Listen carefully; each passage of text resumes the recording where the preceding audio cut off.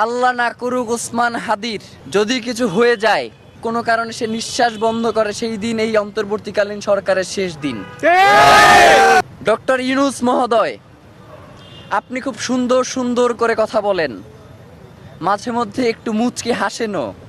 আপনার লজ্জা পাওয়া উচিত।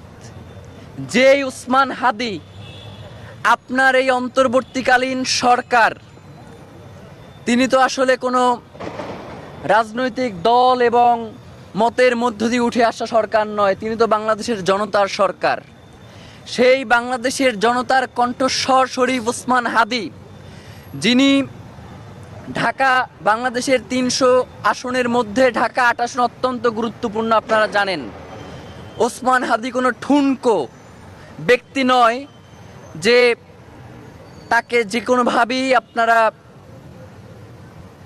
বিবেচনায় নিতে পারেন। ওসমান হাদি হচ্ছে বাংলাদেশের স্বাধীনতা, সার্বভৌমত্বের প্রতীক।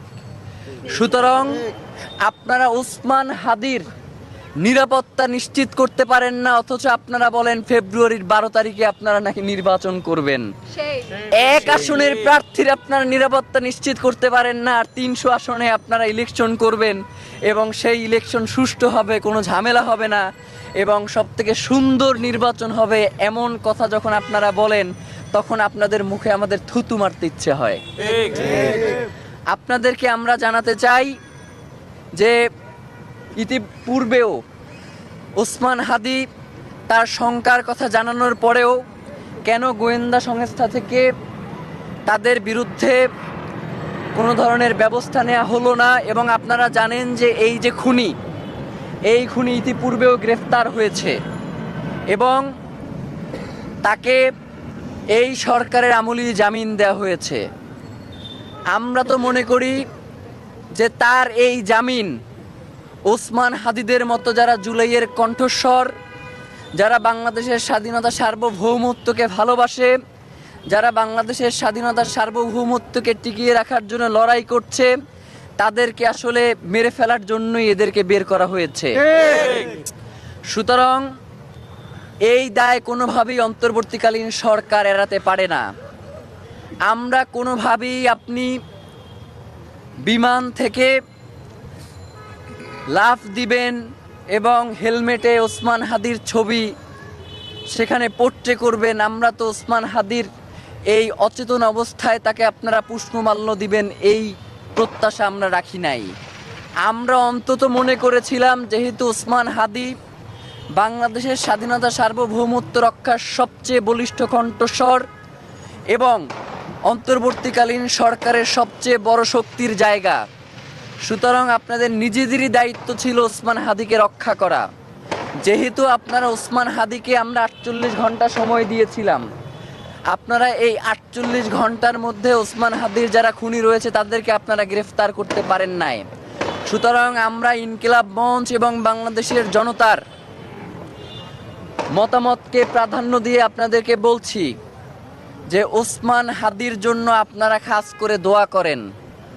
আল্লাহ না করুক ওসমান হাদির যদি কিছু হয়ে যায়, ওসমান হাদি যেই দিন, যদি আল্লাহ না করুক কোনো কারণে সে নিঃশ্বাস বন্ধ করে, সেই দিন এই অন্তর্বর্তীকালীন সরকারের শেষ দিন।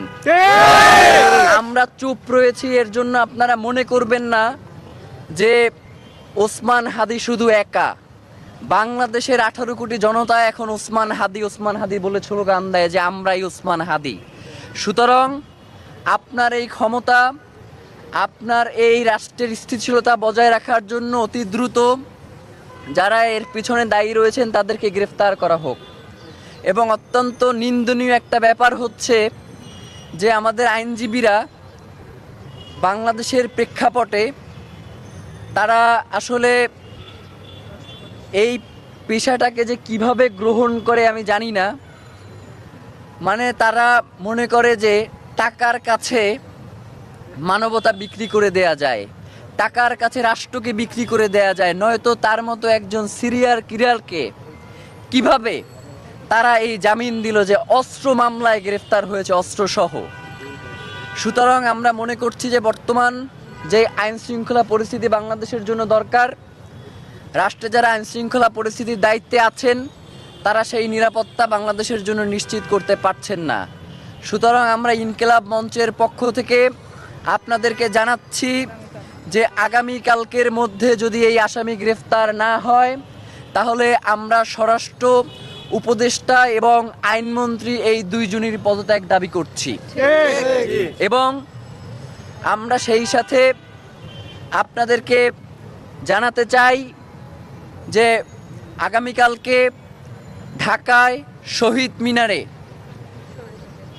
ইনকিলাব মঞ্চের পক্ষ থেকে সর্বদলীয় একটি প্রতিরোধ সমাবেশের আয়োজন করা হয়েছে বিকাল 3টায় শহীদ মিনারে। বাংলাদেশের সকল রাজনৈতিক দল এবং মত যারা বাংলাদেশপন্থী, কোনোভাবেই যারা ভারতের তাবেদার, তাদেরকে আমরা এখানে আমন্ত্রণ জানাচ্ছি না। যারা বাংলাদেশপন্থী সকল রাজনৈতিক দল, মত এবং সংগঠনকে আগামীকালকে শহীদ মিনারের 3টার প্রতিরোধ সমাবেশে অংশগ্রহণ করার জন্য উদারত আহ্বান জানাচ্ছি। এবং আগামীকালকে আমরা সেখানে বাংলাদেশের জনতার পক্ষ থেকে আমরা সেখানে কর্মসূচি ঘোষণা করব এবং পরবর্তী পদক্ষেপ আমাদের কি হবে সেটা আমরা আপনাদেরকে জানাবো।